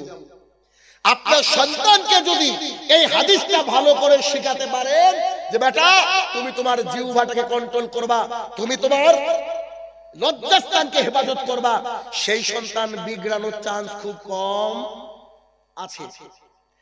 জনৈক সাহাবী বলেন, সাহাবীর নাম উকবা ইবনে আমির রাদিয়াল্লাহু তাআলা আনহু বলেন, আমি রাসূল সাল্লাল্লাহু আলাইহি সাল্লামকে জিজ্ঞাসা করলাম, আল্লাহ রাসূল সাল্লাল্লাহু আলাইহি সাল্লাম আপনি আমাকে বাঁচার রাস্তা বলেন তো, কি করে বাঁচবো এই রাস্তা বলেন। তখন তিনি আমাকে বললেন, এক, ঘরের মধ্যে থাকো, দুই, জিহ্বাকে কন্ট্রোল করো, তিন, নিজের পাপের জন্য কাঁদো। ব্যাস, বাঁচার রাস্তা কি? You have to stay in your house, আপনাকে আপনার বাড়িতে থাকতে হবে, বিনা কারণে বাজারে চায়ের দোকানে বসেন না। আমি শাহিনুল্লাহ, আমার তো কোনোদিন চায়ের দোকানে বসা হয় না আলহামদুলিল্লাহ। কোন সময় রাস্তায় চলতে গেলে এটা ভিন্ন কথা, এমনি বাড়িতে থাকলে যে চায়ের দোকানে কোনোদিন বসেছি এরকম হয় না, যে টিভি চলছিল না দূরের কথা। চায়ের দোকানে বাজার পৃথিবীর মুখে সবচেয়ে নিকৃষ্ট জায়গা হচ্ছে বাজার, আর সবচেয়ে সুন্দর জায়গা হচ্ছে মসজিদ। কিন্তু দেখেন আমরা বাজারে বেশি সময় কাটাই আর মসজিদে কম সময় দিই। ইমাম সাহেব একটু সালাতকে দীর্ঘ করলে আমাদের মেজাজ খারাপ হয়ে যায়, আর বাজারে গিয়ে ঘন্টার পর ঘন্টা আমরা সময় কাটাই, কোনো অসুবিধা নাই। তাহলে আমাদেরকে বাড়িতে পড়ে থাকতে হবে, বাড়িতে, যাতে এলাকার মানুষ বলে কি গো তুমি কি বাড়িতে থাকো না, এরকম কথা বলে মানুষ। আমি চেষ্টা করি, আমার পরিবারকে বলি খবরদার, বাড়ির থেকে বাড়ানোর দরকারই নাই। পৃথিবীতে এসেছে পরীক্ষা দেওয়ার জন্য, আল্লাহর কাছে ভালো রেজাল্ট করতে পারলে ব্যাস, আর কিছু না। অতএব বাড়িতে থাকবেন, বিনা কারণে বাজারে যাইয়েন না। দুই, you have to control your tongue, তোমার জিহ্বাকে কন্ট্রোল করো, এটা যে খতরনাক জিনিস। রাসূল সাল্লাল্লাহু আলাইহি ওয়াসাল্লাম বলেছেন ফালিয়াকুল খায়রা আও লিয়াসমুত, if you want to say something say good thing, otherwise just keep your mouth shut, যদি কিছু বলতে হয় তো ভালো বলো, নাহলে চুপ থাকো। আমাদের বিরুদ্ধে কত মানুষ ফেসবুকে বলেন তো আমি কি লিখতে পারিনি, আল্লাহ কি দুটো হাত দেয়নি, বলেন আমরা কি বলতে পারিনি, বলতে পারি বলে তো আপনি ডেকেছেন আমাকে, বলতে পারি বলে তো আপনারা নিচে আমাকে উপরে রেখেছেন, ঠিক না? তো বলতে পারি তো আমরা, তাও তাদের বিরুদ্ধে বলি না। কত মানুষ যে গালি দিল, কত মানুষ যে উল্টো কটু কথা বলছে, তারপরেও আমরা চুপ করে যাই কেন? আল্লাহ সুবহানাহু ওয়া তাআলা আছে। আর কেন চুপ করে জানেন? এই দেখেন, চুপ করার আপনি দলিল নিয়ে নেন, এই হাদিসটা একটু পরে বলছি, দলিলটা নিয়ে নেন। দেখেন আবু বকর সিদ্দিক রাদিয়াল্লাহু তাআলা আনহু দাঁড়িয়ে আছেন, রাসূল সাল্লাল্লাহু আলাইহি ওয়াসাল্লাম বসে আছেন। একজন ব্যক্তি এসে আবু বকরকে গালি দিতে শুরু করলো, আবু বকরকে খুব গালি দিচ্ছে। যখন আবু বকরকে গালি দিচ্ছে রাদিয়াল্লাহু তাআলা আনহু, তখন রাসূল সাল্লাল্লাহু আলাইহি ওয়াসাল্লাম বসে বসে হাসছে। আচ্ছা বলেন তো, আপনাকে কেউ এসে গালি দিল আর আপনার প্রিয় বন্ধু হাসছে, মেজাজ কি গরম হবে কি হবে না? লোকটা আরো বেশি গালি দিচ্ছে আবু বকর রাদিয়াল্লাহু তাআলা আনহুকে, রাসূল সাল্লাল্লাহু আলাইহি ওয়াসাল্লাম বসে হাসছে, মিসকি মিসকি হাসছে। তখন আবু বকর রাদিয়াল্লাহু তাআলা আনহুর মেজাজ খুব গরম হয়ে গেল, আরে একে কিছু বলি না তাই গালি দিচ্ছে মানে? আবু বকর রাদিয়াল্লাহু তাআলা আনহু উঠে তাকে বলতে লাগলেন, তোমার এত বড় সাহস, তুমি গালি দাও মানে? আবু বকর একটু চড়া হয়ে কথা বলতে লাগলো। রাসূল সাল্লাল্লাহু আলাইহি ওয়াসাল্লাম মুখটা ম্লান হয়ে গেল, তিনি সেখান থেকে উঠে চলে গেলেন। আবু বকর রাদিয়াল্লাহু তাআলা তাকে ভৎসনা করা থামিয়ে দিয়ে রাসূল সাল্লাল্লাহু আলাইহি ওয়াসাল্লামের পিছনে গিয়ে বলছেন, আমার পিতামাতা আপনার উপরে কুরবান হোক, ঘটনা কি? আরে ও যখন গালি দিচ্ছিল আপনি হাসছিলেন, আর আমি যখন বলা শুরু করলাম আপনি উঠে চলে আসলেন, আপনি রাগ করলেন, ঘটনা কি? তখন বলছে আবু বকর তুমি শোনো, তোমাকে যখন ও গালি দিচ্ছিল তখন তোমার তরফ থেকে জবাব দিচ্ছিল ফেরেশতা।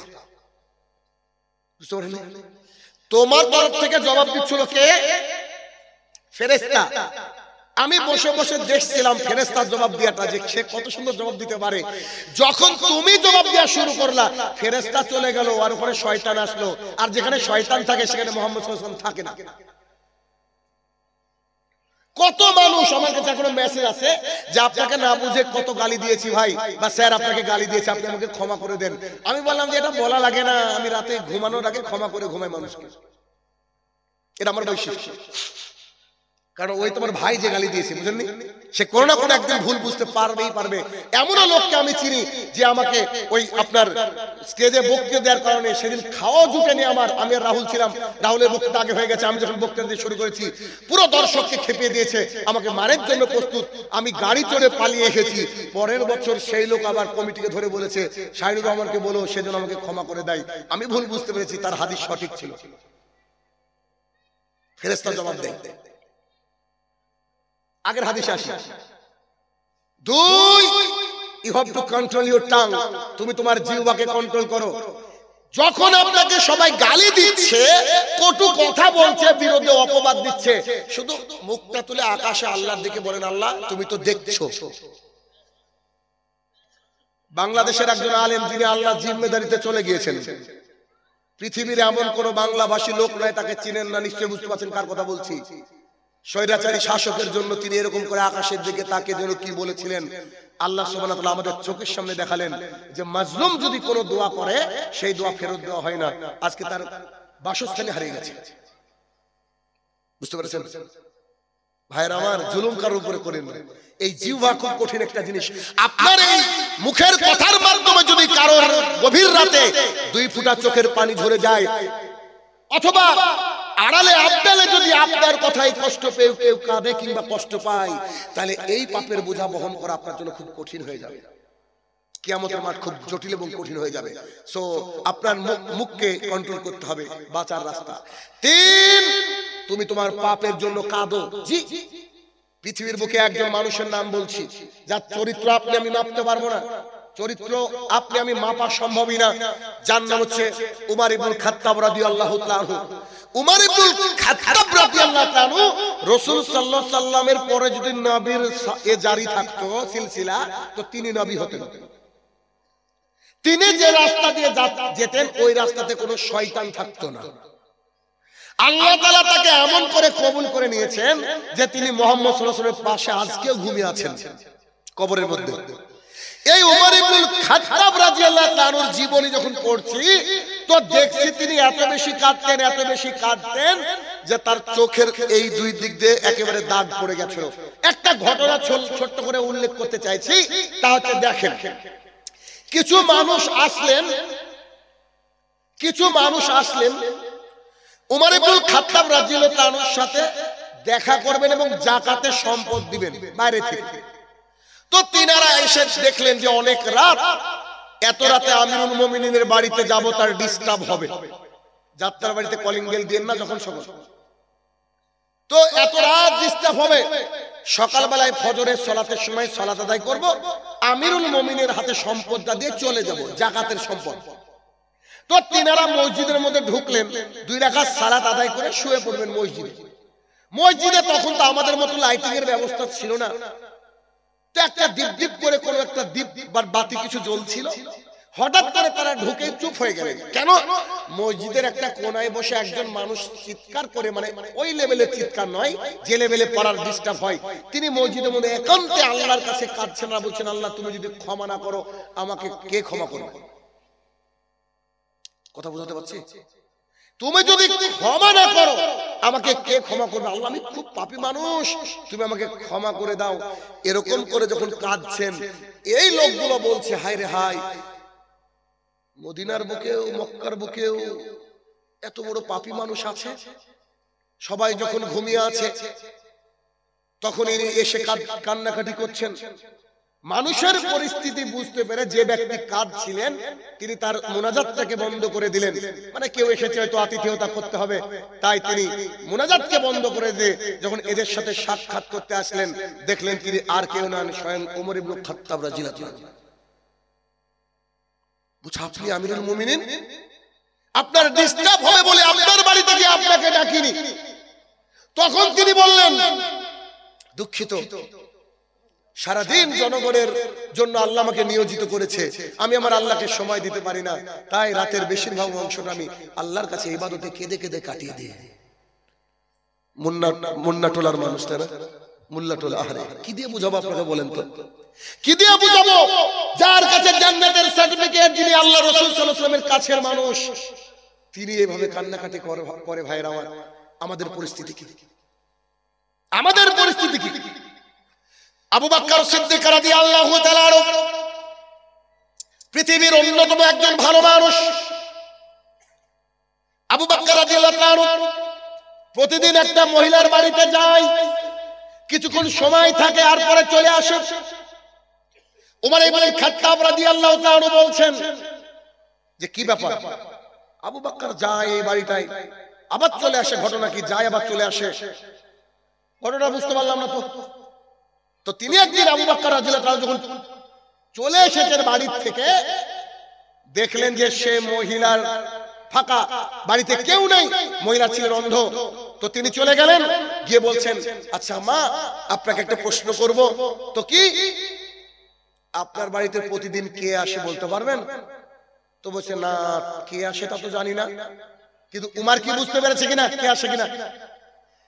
তিনি বলছেন, উনি এসে কি করেন? উনি এসে নিজে হাতে ঝাড় দেন, বাড়ি পরিষ্কার করেন, আর আমার কাছে কিছু খাবারের ব্যবস্থা করে দেন। উমর ইবনে খাত্তাব রাদিয়াল্লাহু তাআলা আনহু বলছেন, পরবর্তী সময় যদি যাতে আমাকে খলিফা নির্বাচন করে, আমার জন্য কত বড় যে দায়িত্ব হবে, বা পরবর্তী খলিফার জন্য কত বড় যে দায়িত্ব হবে, এটা আমরা বুঝতে পারছি না। একজন মানুষ যে জনগণের নেতা, সেই ব্যক্তি একটা মহিলার বাড়িতে সেইভাবে খেদমত করে, আল্লাহ পরবর্তী জীবনটা আমাদের জন্য কত কঠিন। ইতিমধ্যে সেই মহিলার বাড়িতে গিয়ে খেদমত করতে শুরু করলেন উমর ইবনে খাত্তাব রাদিয়াল্লাহু তাআলা আনহু। সেই মহিলা যখন খেজুর খাচ্ছিলেন, খেজুর খেতে খেতে উমর ইবনে খাত্তাব রাদিয়াল্লাহু তাআলা আনহুকে বললেন, আপনার বন্ধুটা মারা গেছে তাই না? আপনার যে বন্ধুটা আসতো সে মারা গেছে? তখন উমর ইবনে খাত্তাব রাদিয়াল্লাহু তাআলা বলছে, মানে সে মারা গেছে মানে কি? আমি তো বুঝতে পারলাম, আপনি তো দেখতে পান না। জি আমি দেখতে পাই না। তো মারা গেছে এটা আপনি কি করে বুঝলেন? আপনার যে খেজুর এনেছেন আপনি, আমি বৃদ্ধ মানুষ তো, আপনার যে বন্ধু আমার জন্য খেজুর আনতো, খেজুরের বিচিগুলাকে বের করে দিত যাতে করে আমার খেতে কষ্ট না হয়। আপনি খেজুর এনেছেন কিন্তু বিচি সহ, আমি বুঝতে পেরেছি হয়তো আপনার বন্ধু দুনিয়াতে নেই। উমর ইবনে খাত্তাব রাদিয়াল্লাহু তাআলার চোখ দিয়ে পানি গড়িয়ে পড়ছে আর বলছে, আল্লাহ পরবর্তী শাসক, পরবর্তী যারা খলিফা হবে তাদের জন্য পৃথিবীটা কত ভয়ঙ্কর, কত কঠিন, যে এত খেদমত কি করে আল্লাহর কাছে করব।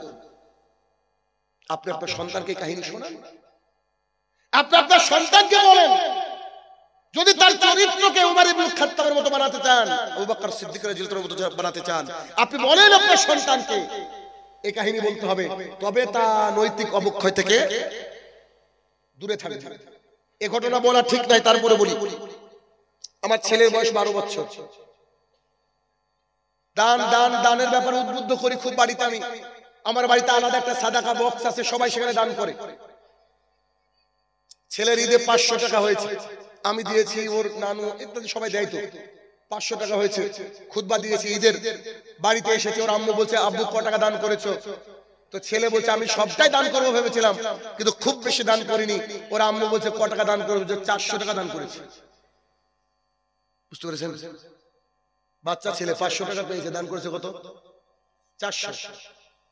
তবে বলছি, আমি কিছু দিয়ে আব্বু, আব্বু এত টাকা তো লাগবে না। কয়েকদিন আগে একটা ব্যাংকার ছিল, 2 ভবন ভেঙেছে, ভেঙে আমি বললাম যে কিছু দান করা যায়, তো আমার বুকের মধ্যে মানে একটু কেমন করছে, আল্লাহ সবই কি দান করে দেয় নাকি? ছেলে কত শিখেছি, আলহামদুলিল্লাহ দিক। তারপরে ভাবছি, বাচ্চা ছেলে এত কষ্ট করে গুছিয়েছে, তা বললাম যতগুলো খুচরো আছে এগুলো দিয়ে দাও, তাও একটা যথেষ্ট দান করেছে। যা আপনার মসজিদের মুসল্লি হয়তো 1 মাস কি 1 বছর দান করেন কিনা সন্দেহ। ভাইরা আমার, এই যে নৈতিক অবক্ষয় এই সন্তানের ইনশাআল্লাহ হবে না, এইভাবে আমাদেরকে চেষ্টা করতে হবে। তাহলে কি, এক হচ্ছে তার চরিত্র ব্যাপারে তাকে উন্নততর যেন চরিত্র হয়, তাই সাহাবাদের ঘটনাটাকে শোনাতে হবে। 1 2 পারিবারিক জীবনে যার চরিত্রের কথা বলতে হবে। 2 আল্লাহ সুবহানাহু ওয়া তাআলার ভীতি যদি তার অন্তরের মধ্যে থাকে, আসে, জেনারেট হয়, তৈরি হয়, এই কথা সন্তানদের সামনে তুলে ধরতে হবে। কেমন? আবু হুরায়রা রাদিয়াল্লাহু তাআলা আনহু বলেন, রাসূল সাল্লাল্লাহু আলাইহি সাল্লাম বলেছেন, গাভীর বাট থেকে, গাভীর ওলান থেকে দুধ বের করে নিয়ে দুধটাকে ঢুকানো যতটা কষ্টকর, যেই চোখ আল্লাহ তাআলার ভয়ে কাঁদে ওই চোখকে জাহান্নামে ঢুকানো অতটাই কষ্টকর। মানে গাভীর বাট থেকে বা ওলান থেকে দুধ বের করে ঢুকানো যায়, গরুর দুধ দহন করার পর দুধটা ভেতরে ঢুকানো যায়? বলেন তো, সম্ভব? রাসূল সাল্লাল্লাহু আলাইহি ওয়াসাল্লাম বলছে, যেই চোখ আল্লাহ তাআলার ভয়ে কাঁদে ওই চোখ কখনো জাহান্নামে যাবে না। তার মানে প্রেমিকার জন্য কাঁদেন আপনি, সম্পদ দেয়নি বাবা তার জন্য কান্নাকাটি করেন, স্ত্রী দুঃখ দিয়েছে তার জন্য কাঁদেন না। কাঁদতে হবে কার জন্য? আল্লাহ সুবহানাহু ওয়া তাআলার ভয়। আল্লাহ গো, আমি কি টিকতে পারবো আমল দিয়ে? ঠিক যেমন করে আবু হুরায়রা রাদিয়াল্লাহু তাআলা আনহু কেঁদেছিলেন মারা যাওয়ার আগে, খুব কেঁদেছিলেন, খুব। আর একজন সাহাবী, আহারে আমি ওই সাহাবীর কথা ভাবি আর আমি অবাক হয়ে যাই। মিশর বিজয় করেছিলেন আমর ইবনে আস রাদিয়াল্লাহু তাআলা।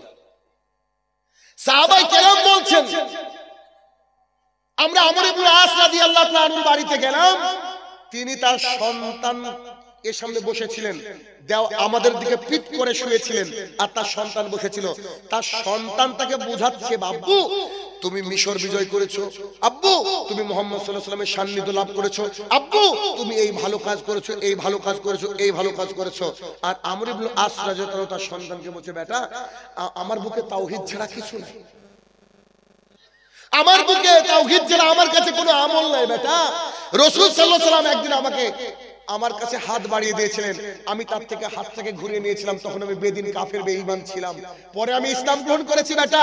তারপর থেকে রাসূল সাল্লাল্লাহু আলাইহি ওয়াসাল্লামের চোখের দিকে কোনোদিন তাকাতে পারিনি। ওই যে তাকে আমি অপমান করেছি, এই অপরাধ বোধ আমাকে নষ্ট করে দিয়েছে, আমাকে শেষ করে দিয়েছে। আমি জানি না আমাকে জান্নাত দিবে কিনা আল্লাহ, আমি খুব আশাবাদী আল্লাহর কাছে, তবে আমি যে আল্লাহর কাছে গিয়ে দেখাবো আমার কোনো আমল নেই। তার সন্তানকে সেই কথা বলছে আর কাঁদছে। আমি আপনাকে কি দিয়ে বুঝাই? মিশর বিজয়ী সাহাবী আল্লাহর কাছে কাঁদছে, সন্তানের সামনে কাঁদছে আল্লাহর কাছে, আল্লাহ গো আমি কি জান্নাতে যেতে পারবো? আমার কাছে কিছু নাই। আপনি আপনার সন্তানকে আল্লাহর ভয়ে কান্না শেখাবেন, আপনার সন্তানকে শেখাবেন, আব্বু তুমি আল্লাহকে ভয় করো। আমি বলে থাকি, পৃথিবীর মানুষ যদি আল্লাহ তাআলাকে ভয় করত তো সিসিটিভির দরকার হতো না, অফিসের তলে সিসিটিভি লাগতো না, আবডালে আড়ালে সিসিটিভি লাগতো না। মানুষের মধ্যে এতটাই নৈতিক অবক্ষয়, সিসিটিভির ফুটেজ নিয়ে টাকা নিচ্ছে। হাজারো বেকারের কতটা অবস্থা খারাপ করলো দেখলেন তো, চাকরিজীবীদের টাকা নিয়ে নগদে স্বীকার করছে আমি টাকা নিইনি। চিন্তা করা যায়? যদি নীতি নৈতিকতা পূর্ণ মানুষ থাকতো, যদি কোরআন এবং সুন্নাহ বুঝতো, যদি আল্লাহর ভয় তাদের অন্তরে থাকতো, তাহলে সেই মানুষটা আল্লাহ তাআলার জমিনে কাউকে কষ্ট দিত না, নিজের চরিত্রকে সুন্দর করত। আল্লাহ তাআলার ভয় আনতে হবে, আল্লাহ তাআলার ভয় আনতে হবে। আর আল্লাহ তাআলার ভয় যদি তাকওয়া, এমন একটা জিনিস আর আগের আলোচনা করেছে তাকওয়া নিয়ে। এই তাকওয়া মানে আল্লাহ ভীতি। এই তাকওয়া হচ্ছে এইখানে অন্তরে থাকে। এই অন্তর যদি আল্লাহ তাআলার ভয়ে পরিপূর্ণতা লাভ করে যায়, আপনি মহামানব হয়ে গেলেন, আল্লাহর কাছে আপনি খুব ভালো বান্দা হয়ে গেলেন। কেন? মুয়াজ্জিন দেখেন পৃথিবীর মুখে সবচেয়ে আরামের জিনিস হচ্ছে ঘুম। ঘুম না? আরামের জিনিস কি? ঘুম। অথচ মুয়াজ্জিন আপনাকে ভোরের বেলায় বলছে আসসালাতু খায়রুম মিনান নাওম, ঘুমের চেয়ে নামাজ উত্তম, আসো নামাজে আসো। যতই বরফ পড়ুক না কেন, শীত পড়ুক না কেন, গরম পড়ুক না কেন, তোমাকে মসজিদে আসতে হবে। কেন? আমরা মসজিদে গেলে টাকা পাই না, আমরা মসজিদে গেলে আল্লাহ তাআলার যে তাকওয়া, এই তাকওয়াটা আপগ্রেড হয়। অর্থাৎ আল্লাহ তাআলার ভয়ে আমরা সালাত আদায় করি, আল্লাহ তাআলার ভয়। আজকে আমাদের নেতারা যদি আল্লাহ তাআলাকে ভয় করতো, তাহলে সেই নেতা ঘুষ নিত না, ঘুষ নিতে পারতো, ঘুষ নিতে পারতো না। আজকে যদি আমাদের লাইনে যারা বক্তা আছে তারা যদি আল্লাহকে ভয় করতো, তো অগ্রিম কেউ কন্টাক্ট করতে পারতো না। অগ্রিম কন্টাক্ট করে কি করে না বক্তারা? বেশিরভাগই বক্তা আমার কাছে ডাকাতেরা। আমি জানি আপনার খারাপ লাগবে, তারপরেও বলছি। এক বছর আগে জলসার ডেট হয়ে যায়, কন্টাক্ট করে নিয়েছে যে 30,000 টাকা নিব, 20,000 টাকা অ্যাকাউন্টে গিয়ে 10,000। ও এক বছর বাঁচবে, ওর এত বড় সাহস হয় কি করে? ও যদি এই অবস্থা মারা যেত জানাজা করে তো জায়েজ নয়। কেন? কারণ যে ব্যক্তির বাকি থাকবে, কারো কাছে টাকা বাকি থাকবে, তার জানাজা মুহাম্মদ সাল্লাল্লাহু আলাইহি ওয়াসাল্লাম পড়াননি, তার জানাজা হবে কি করে? ডাকাতেরা বেশিরভাগ। তাহলে কি? আল্লাহ ভীতি। আল্লাহ ভীতি কি করতে হবে? অন্তরের মধ্যে জাগরিত করতে হবে। যখনই আল্লাহ ভীতি জাগরিত হবে, উন্নত চরিত্র হবে, আপনার আমার নীতি নৈতিকতা হারিয়ে আপনি যে খারাপ মানুষ হয়ে গেছেন, সেই মানুষ থেকে আপনি সুন্দর একটা মানুষে পরিণত হবেন। দেখেন, যার মধ্যে আল্লাহ সুবহানাহু ওয়া তাআলার ভয়, রাসূল সাল্লাল্লাহু আলাইহি ওয়াসাল্লামের প্রতি ভালোবাসা আসবে, সেই ব্যক্তি পৃথিবীর বুকে সেরা মানুষ হয়ে যাবে। দলিল দেখেন, সুমামা বিন উসাল নামে একজন ব্যক্তি ছিল, তিনি একটা গোত্রপতি ছিলেন। তিনি রাসূল সাল্লাল্লাহু আলাইহি ওয়াসাল্লামের বাড়ির মধ্যে বন্দী, আর আল্লাহ রাসূল তাকে জিজ্ঞাসা করলে বলে, আপনি আমাকে ছেড়ে দিলে আপনাকে মুক্তিপণ দেওয়া হবে, আপনি আমাকে হত্যা করলে হত্যার বিনিময়ে আপনাকে হত্যা করা হবে। তিনি আল্লাহ রাসূলের আন্ডারে আছেন, তার বাড়িতে আছেন, বাড়িতে থেকে কাকে হুমকি দিচ্ছেন? রাসূল সাল্লাল্লাহু আলাইহি ওয়াসাল্লামকে। দেখেন, আপনাকে দেখাচ্ছি উন্নত চরিত্রের ফায়দাটা কি। যখন তিনি এই কথা বলছেন, 3 দিন পর যখন তাকে ছেড়ে দেওয়া হয়েছে, তো তিনি রাস্তায় যাচ্ছেন আর বলছে, বাপরে বাপ, মানুষ তো দেখেছি, এত ভালো মানুষ তো দেখিনি। কি মানুষ তো দেখেছি, এত উন্নত চরিত্র, এত ভালো মানুষ, যার বাড়িতে গিয়ে আমি দিনরাত হুমকি দিচ্ছি, সে আমাকে ছেড়ে দিল। তো তিনি ঘুরে এসে রাসূল সাল্লাল্লাহু আলাইহি ওয়াসাল্লামের কাছে ইসলাম কবুল করেছিলেন। এবং মজার ঘটনা হলো, তিনি কি বলেছিলেন জানেন? আপনার নাম হচ্ছে মুহাম্মদ সাল্লাল্লাহু আলাইহি ওয়াসাল্লাম, আপনার নাম মুহাম্মদ, এই নামটা যদি অন্য কারো শুনতাম তো আমার রক্ত গরম হয়ে যেত, কারণ আপনার নাম মুহাম্মদ, তাই এত ঘৃণা করতাম। আজকে ইসলাম গ্রহণ করার পর আপনার নাম মুহাম্মদ সাল্লাল্লাহু আলাইহি ওয়াসাল্লাম, পৃথিবীর যত মুহাম্মদ আছে সবাইকে ভালোবাসে। সুবহানাল্লাহ। পল্টি দেখেন, মানে চেঞ্জটা দেখেন। 2, আপনি মক্কাতে জন্মগ্রহণ করেছেন, তাই মক্কাকে ঘৃণা করতাম। আজকে আমি বুঝতে পারছি আপনি মক্কাতে জন্মগ্রহণ করেছেন, মক্কাকে আমি ভালোবাসি। দেখেন, রাসূল সাল্লাল্লাহু আলাইহি ওয়াসাল্লামকে ভালোবাসলে কি হয়? সম্মান বৃদ্ধি হয়ে যায়। আল্লাহকে ভালোবাসলে সম্মান বৃদ্ধি হয়ে যায়। ভাইরা আমার, তো এই যে আল্লাহ ভীতি, যে আল্লাহর এই যে তাকওয়া, এইটা যদি আমরা অন্তরের মধ্যে প্রতিষ্ঠিত করতে পারি, গেঁথে নিতে পারি, ইনশাআল্লাহুল আজিজ আমাদের সন্তানদের মধ্যে নীতি নৈতিকতা হবে না। দেখেন, আমি পড়ানোর সময় টেট পড়াই। টেট তো জানেন নাকি? ওই যে প্রাইমারি, আপার প্রাইমারি টেট। তো এই টেটের মধ্যে আমি একটা জিনিস খেয়াল করে দেখি, যখন পড়াই, আমি পেডাগজি পড়াই ইংরেজিতে। তো পেডাগজি পড়ানোর সময় দেখেছি, আমেরিকান বিজ্ঞানীরা গবেষণা করে পেয়েছে, একটা সন্তান 1 থেকে 5 বছরে যা শিখে, এটা সারা জীবন সে অ্যাপ্লাই করে। বুঝতে পারেন? একটা সন্তানকে যদি 5 বছরের নিচে বয়স হয়, ওকে জিজ্ঞাসা করবেন, বা 5-7 বছর বয়স হলে ওকে জিজ্ঞাসা করবেন, তুমি কার মতো হতে চাও, সে গ্যারান্টি বলবে যে আমি আব্বুর মতো হতে চাই। প্রত্যেকটা সন্তান। কেন বলেন তো? ওর মা বাবাই ওর কাছে হিরো হিরোইন। এই জন্য আপনার সন্তান যদি আপনাকে ভোরে উঠতে দেখে, বাড়িতে ঢোকার সময় সালাম দিতে দেখে, টাকনুর উপরে প্যান্ট পরতে দেখে, দাড়ি ছেড়ে দেওয়া মানুষ দেখে, তো সেই ছেলেটা, সেই মেয়েটা তাদের প্রতি ভালোবাসা জন্মাবে, গ্যারান্টি। বুঝতে পেরেছেন? ওর নীতি নৈতিকতা কখনো নিচে নামবে না, নিচের দিকে হবে না। যেটা মুহাম্মদ সাল্লাল্লাহু আলাইহি ওয়াসাল্লাম হাদিস থেকে অনেকগুলো অসংখ্য হাদিস আপনার সামনে আমি কিন্তু পেশ করে এতক্ষণ যাবত দেখাচ্ছি। আমি একটা করে আপনাকে দেখাচ্ছি যে আপনি যদি উন্নত চরিত্র হতে পারেন, আপনি যদি আল্লাহ ভীতি অর্জন করতে পারেন, আপনি যদি কোরআন এবং সুন্নাহ অনুযায়ী আপনার জীবনকে ঢেলে সাজাতে পারেন, সাহাবায়ে কেরামের মতো হতে পারেন, আপনার জীবনটা হবে উন্নততর, আপনার সমাজটা নীতি নৈতিকতা পরিপূর্ণ হবে। এরপরে আরেকটা রাস্তা বলছি, শিক্ষকদের ভূমিকা বলতে গিয়ে এখানে আরেকটা কথা আপনাকে বলি, সেটা হচ্ছে এই, আপনার মসজিদের ইমাম সাহেব যিনি, তিনাকে বলবেন বই এনে দিবেন, অনেকগুলো বই থাক, প্রয়োজন হলে বই দেখে দেখে খুতবা দিক, একেবারে ধরে ধরে ধরে ধরে ধরে ধরে সে টপিক অনুযায়ী কোরআন এবং সুন্নাহ মোতাবেক যদি আলোচনা করে, তাহলে সেই এলাকার সন্তানরা আপগ্রেড হবে। যেমন বেলডাঙ্গার একটা বাচ্চা আমার কাছে পড়ে, বাচ্চা, ওর মা আমাকে একটা লম্বা মেসেজ করলো, মাও আমার কাছে পড়ে, ও সোনামণি ব্যাচে পড়ে, ওর মা হচ্ছে বড়দের ব্যাচে পড়ে। আমাকে বলছে স্যার আমার মেয়ে পড়াশোনায় খুব ভালো, কিন্তু কিছুদিন থেকে আচরণ খুব খারাপ লাগছে, একটু বড় হয়েছে তো, খুব খারাপ লাগছে, আমার কোনো কথা শুনে না, পড়তে বসলে পড়ে না, কোরআন ঠিকঠাক করে পড়ে না। ওর বাবাও শিক্ষক, ওর মাও শিক্ষক, অথচ আমার কাছে পড়ে। আমি বললাম আপনি আমাকে বলে ভালো করলেন। সেদিন বিকালে বা তার পরের দিনে ওই বাচ্চাদের ক্লাস ছিল। মানে আমি হাদিস দিয়ে মানুষকে ট্রিটমেন্ট করতে পারি, বিশ্বাস করেন, এটা আমার কথা।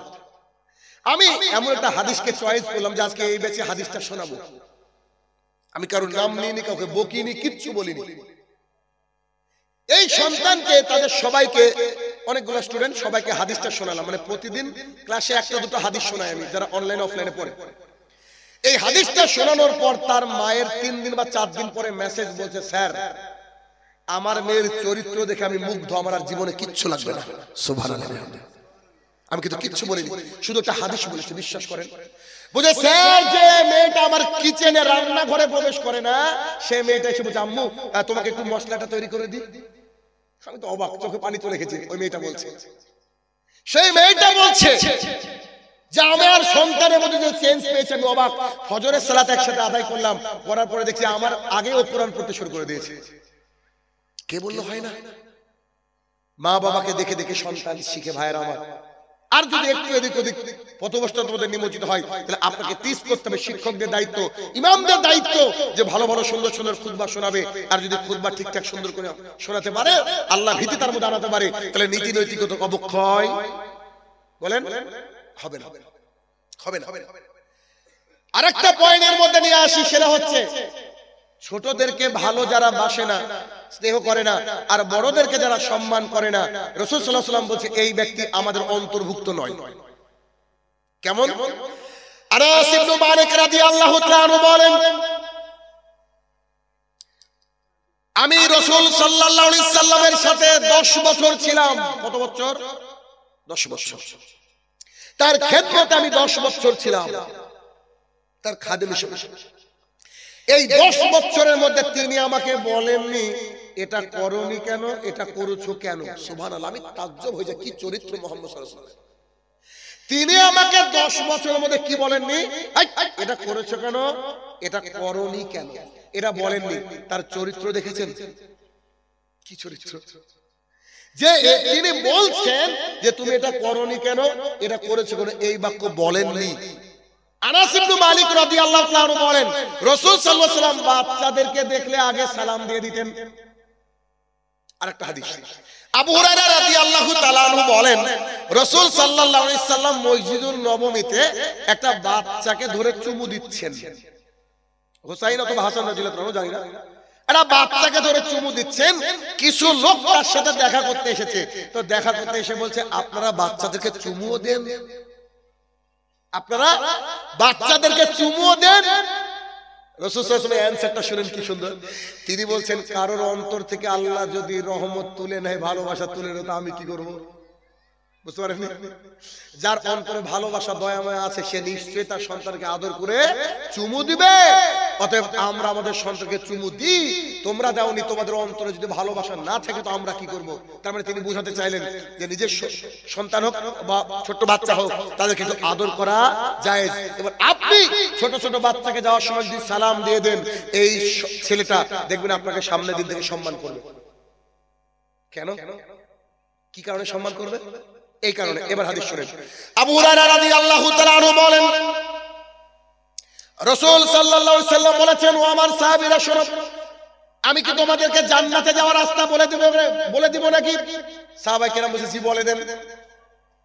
বলছে শোনো, যে ব্যক্তি একে অপরকে সালাম দেয়, একে অপরকে সালাম দেয়, আল্লাহ সুবহানাহু ওয়া তাআলা উভয়ের মধ্যে ভালোবাসা সৃষ্টি করে দেয়। আর যার মধ্যে ভালোবাসা সৃষ্টি হয়ে যায়, সেই ব্যক্তিকে আল্লাহ সুবহানাহু ওয়া তাআলা জান্নাতের জন্য মনোনয়ন দেন। আপনারা কজন আছেন বলেন তো? কজন দেখি হাত তোলেন তো। কজন আছেন যে নিজের বাড়িতে ঢোকার সময় সালাম দেন? হাত তোলেন। নিজের বাড়িতে ঢোকার সময় সালাম দেন কজন? 1 2 3 4 5 6 7। জি, এতগুলো মানুষের মধ্যে 6 থেকে 7 জন বা 10 জন ধরে নিলাম, আমার চোখ হয়তো নাও যেতে পারে, 10 জন মানুষ সালাম দেন, তাহলে চিন্তা করা যায় বাড়িতে ঢোকার সময় যদি বাড়িতে কেউ না থাকে, চাবিটা তালার মধ্যে ঢুকে বলতে হবে বিসমিল্লাহ, তারপরে খুলে দরজা খুলে প্রথমে বলতে হবে আসসালামু আলাইকুম রাহমাতুল্লাহ। কেউ থাকুক আর না থাকুক, কেন ফেরেশতা থাকে। সালাম হচ্ছে এমন একটা জিনিস, রাসূল সাল্লাল্লাহু আলাইহি ওয়াসাল্লাম বললেন যে যে ব্যক্তি সালাম দেয় তার অন্তরে ভালোবাসা তৈরি করে রাখে আল্লাহ সুবহানাহু ওয়া তাআলা, আর ভালোবাসা তৈরি করে দিলে ঈমান আসবে, ঈমানের বিনিময়ে আল্লাহ তাআলা জান্নাত তাকে দিয়ে দেবে। তাহলে আজকের পর থেকে আপনাদের উচিত আপনি আপনার বাড়িতে ঢোকার সময় কি করবেন বলেন তো, বলেন, সালাম দিবেন। আমার মেয়ে কথা বাড়ানোর কিছুদিন পর থেকে আসসালামু আলাইকুম আসসালামু আলাইকুম এই সালাম দিত। বিশ্বাস করেন আপনারা তাজ্জব হয়ে যাবেন, ও সেদিন থেকে আজ পর্যন্ত সালাম ছাড়া বাড়িতে ঢুকেছে একদিন, একটা দিন খালি ঢুকেছে আমার মেয়ে, আমার জানা মতো। ওই একটা দিন কবেটা বলছি, সালাম ছাড়া একটা দিন ঢুকেছে, বাকি বাড়িতে কেউ থাকুক না থাকুক সালাম ঢুকে, সালাম দিয়ে ঢুকে। এইখানে আমাদের বাড়ি, আমার আব্বার বাড়ি এইখানে, মানে পাশাপাশি আমি করেছি দুটো বাড়ি, আমার যেহেতু ভাই আলাদা, ওকে আলাদা করে দিতে হবে, মানে এক বাড়িতে তো চলে না, বুঝতে পারছেন এটা ব্যাপার আছে রয়েছে। তো ইসলামিক শরীয়তের কথা বলছি। তো আমার মেয়ে বাড়িতে ঢোকার সময় সালাম দেয়, যতক্ষণ না সালামের অ্যানসার পাবে ততক্ষণ ও চিৎকার করতে থাকবে। ওর আম্মু অনেক সময় ছাদের উপরে রান্না করে, এবার মহিলাদের কথাও বাইরে যাওয়া জায়েজ নয় আমি বলেছি, এবার ও কিন্তু শুনবে না, ওর উত্তর লাগবে। যখনই যে অবস্থায় ঢুকুক না কেন, কোথাও বেড়াতে এসেছে ঘুমিয়ে গেছে, ঘুম থেকে তুলে হেঁটে বাড়িতে নিয়ে যাচ্ছি, ঢোকার সময় প্রথমে সালাম দেয়।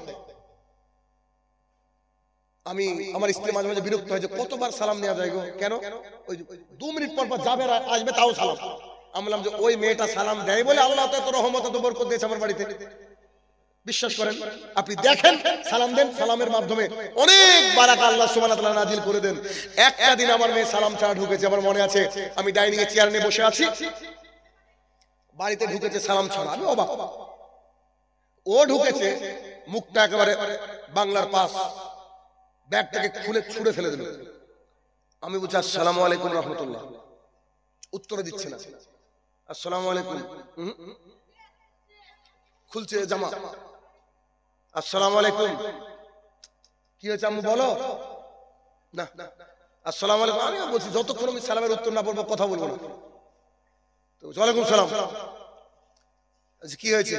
নিশ্চয় ভাইয়ের সাথে ঝামেলা করেছো, 2 ভাই বোন থাকলে বাড়িতে যারা আছে দুটো জানেন নিশ্চয়ই, মানে ওই পাকিস্তান আর ভারত সব সময়। আমি বললাম কি হয়েছে বলো, 2 ভাই বোন ঝামেলা করেছে, বলছে জি না। তো এরকম তোমার মুড কেন? ব্যাগটাকে ছুঁড়ে তো ফেলেছে, জামা খুলতে খুলতে বলছে আমাদের নবীর আবার জন্মদিন হয় নাকি? বুঝেন বিষয়টা? আমাদের নবীর আবার জন্মদিন হয় নাকি? জন্মদিন তো হয় হিন্দুর। আজকে আমাদের স্কুলের মাস্টার বলছে আগামী এত তারিখ নবীর জন্মদিন উপলক্ষে ছুটি। আমি বললাম যাক, কলিজাটা আমার ভরে গেল, আলহামদুলিল্লাহ, মেয়েকে শিখাতে পেরেছি যে নবীর জন্মদিন ইসলামে জায়েজ নয়, এটা ইহুদি খ্রিস্টান হিন্দুদের কালচার, ওই জন্য ওর মেজাজ গরম। বুঝতে পেরেছেন কথা? এই সন্তান নীতি নৈতিকতা শিখবে বলে আমি মনে করি, অন্তত আমি মনে করি। আর একটা কথা, এটা বলতে চাই না, তারপরে বলি, 8 বছর বয়স থেকে আমার ছেলের আজকে 12 বছর বয়স, 8 বছর থেকে 12 বছর পর্যন্ত আমার ছেলে ফজরে মসজিদে গিয়ে নামাজ পড়েনি, এরকম একদিনও আছে কিনা আমার মনে পড়ে না। আমার ছেলে কথা বললাম, 8 থেকে 12 বছর পর্যন্ত একদিনও ফজরে যায়নি, এমন দিন আছে কিনা মসজিদে আমার জানা নেই, মানে মসজিদে গিয়েই নামাজ পড়ে। কালকে আমার দিনাজপুরে প্রোগ্রাম ছিল, বাড়িতে আমি ছিলাম না, ফজর মানে আউট হয়েছে, বুঝতে পারছেন তো, আমাদের কি বলে 8 ঘন্টা 9 ঘন্টা 10 ঘন্টা করে জার্নি হয়। যদিও আপনারা মনে করেন এই তো মুর্শিদাবাদ, আরে আমার বাড়ি থেকে ধুলিয়ানি 150 কিলোমিটার উপরে, মানে ওরাও মুর্শিদাবাদে, আমরা আপনাদের নদীর পাশে না, আমাদের বাড়ি থেকে বাংলাদেশের লোক দেখা যায় একেবারে কাছে, 1 কিলোমিটার নদী 1 কিলোমিটার বাংলাদেশ, এরকম জায়গা। তো দেখেন, এই যে সন্তান আমার, আর আম্মু মসজিদে পাঠিয়ে দেয়, একা যাবে, একবার বাড়ির কাছে অসুবিধা নেই, একা যেতে হবে তাকে, কেন? এই যে শিখেছে আব্বু সালাতকে ছাড়ে না। কথা বুঝাতে পেরেছি কি? তাহলে নীতি নৈতিকতা আসবে এক, শিক্ষা প্রতিষ্ঠান থেকে, দুই, পরিবার থেকে। তিন, কোরআন এবং সুন্নাহ মোতাবেক সেটা হবে আমাদের মক্তব, হতে পারে মাদ্রাসা অথবা মসজিদ থেকে। যতগুলা হাদিস আপনাকে শুনিয়েছি আজকে, এতগুলা হাদিসের কিছুটাও যদি আপনি বাড়িতে নিয়ে যেতে পারেন, ইনশাআল্লাহ আপনার সন্তানকে শোনাতে পারেন, ইনশাআল্লাহ আপনার সন্তানের নীতি নৈতিকতা ভরপুর হবে, নিশ্চয় সে খারাপ হবে না। তবে কথা কিন্তু একটা আপনাকে বলবো, সেটা হচ্ছে ভাইয়ের আমার, যদি নিজে নীতি নৈতিকতা আপনি পালন না করেন, তাহলে আপনার সন্তান নীতি নৈতিকতা শিখবে না। বুঝতে পারেননি? আপনি যদি নিজে সালাত আদায় না করেন আর সন্তানকে বলেন বেটা সালাত আদায় করো, এ টিকবে না। আপনাকে সালাত আদায় করতে হবে, তবে সে সালাত আদায় করবে। আমি বলেছি আমি ইংরেজি পড়াই, ও একটা বই এনেছে, আমার খেয়াল নাই, বইটা আপনারা নিতে পারেন, আমার গাড়িতে আছে। সেটা হচ্ছে দুটো, একটু ছোট্ট করে কথা বলি। সোনামণি স্পোকেন ইংলিশ, যেটা পশ্চিমবঙ্গে রেকর্ড বিক্রি বইটা, ওরা নিতে পারেন। বাচ্চাদের ইংরেজিতে কথা বলা শেখা, আমার লেখা বই। এখান থেকে বাচ্চারা অনেক কিছু শিখবে, আপনি মানে কল্পনা করতে পারবেন। এরা ডাক্তারের কাছে যখন সন্তান যাবে, ও সালাম দিবে, জাযাকুমুল্লাহ খায়রান শিখবে, ইনশাআল্লাহ শিখবে।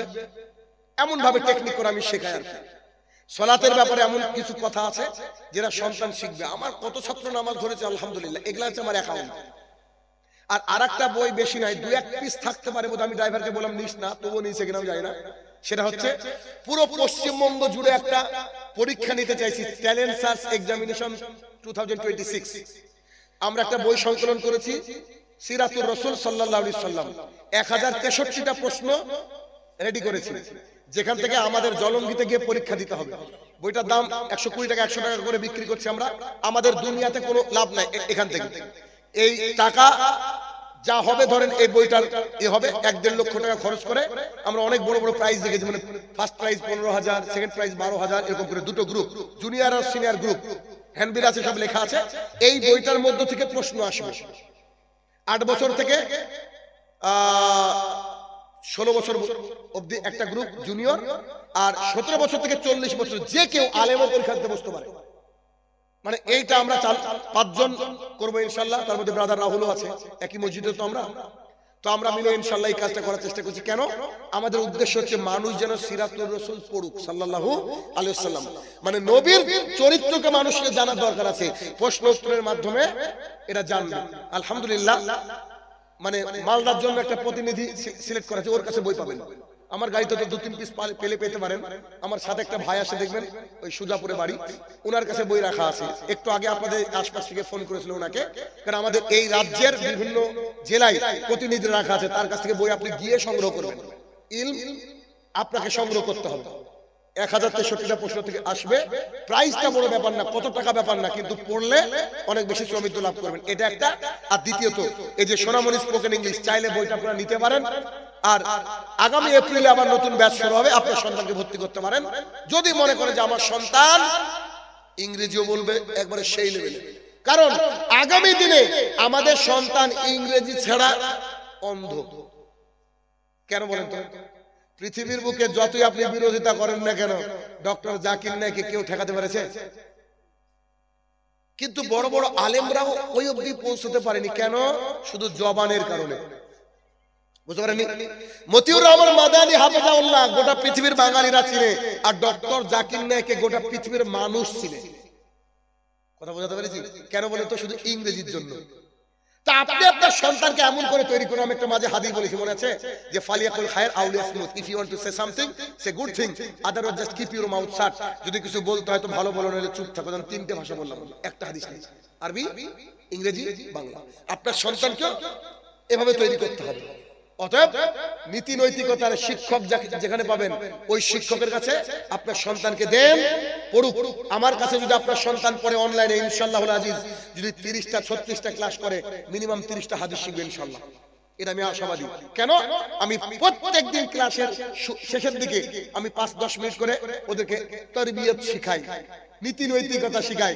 যে শোনো, বড়দের সাথে কি করে কথা বলতে হবে, পেশাব করার সময় কোন দিকে মুখ করতে হবে, থুতু কোন দিকে ফেলা যাবে না, ঘুমানোর সময় কি করতে হবে, দরজা জ্বালানো মারার সময় কি করতে হবে, খাওয়ার সময় কোথা থেকে খেতে হবে, বড় মানুষকে দেখলে কিভাবে তাকে সম্মান দিতে হবে, ইত্যাদি ইত্যাদি এগুলো শেখানোর চেষ্টা করি ভাই। এগুলোই হচ্ছে আমাদের কাজে লাগবে। এগুলো এর মাধ্যমে আমাদের সন্তানরা কি হবে, নীতি নৈতিকতা শিখবে। যতটুকু সময় ছিল আমার শেষ করে দিই নাকি, এতটুকু সময় আপনাদের সামনে আজকে বললাম, কারণ আমার ভালো লাগলো যে এত সুন্দর একটা আয়োজন, চারিদিকে কোনো হইচই নাই, গান বাজনা যে কি, এখন তো মেলা, প্রত্যেক জালসায় গিয়ে মেলার বিরুদ্ধে কি বলতে হয়।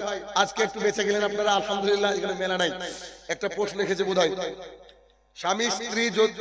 স্বামী যদি স্ত্রী বানান ভুল লিখেছে, স্ত্রীর ভুল কাজ করতে বলে স্ত্রীকে, আচ্ছা স্ত্রীকে ভুল লিখেছে আর কি, পড়ছি ঠিক করে।